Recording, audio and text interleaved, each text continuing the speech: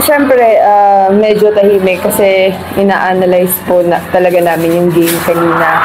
And ayun, after naman nun, nag-usap-usap kami ulit kung paano ulit yung gagawin namin para maka-recover.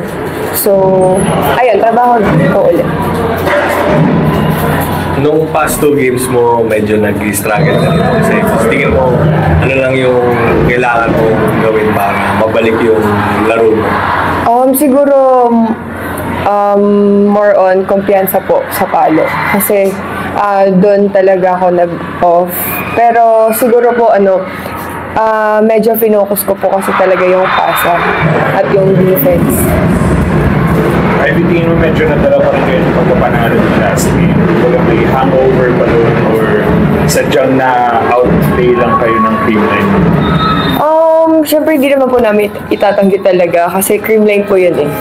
Kumbaga, number 1 team talaga po sila sa PVL. So, hindi naman po sa nadala po kami pero medyo off lang din po talaga halos lahat kanina and ayun nga po, veterano din po yung kalaban po namin. Siguro nagkulang po kami sa mga in-game adjustment po kanina.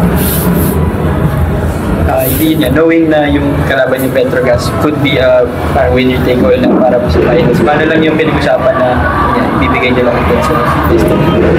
Siguro po, kanina medyo kalmadong usap pa lang po talaga yung ginawa namin para ma-relax muna po yung game and then usap po kami ulit and then training, yun lang naman po palagi namin gagawin and balik po kami ulit sa drawing board.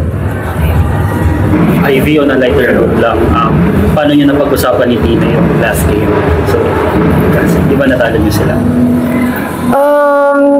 Di po namin masyado pinag-usapan yun eh kasi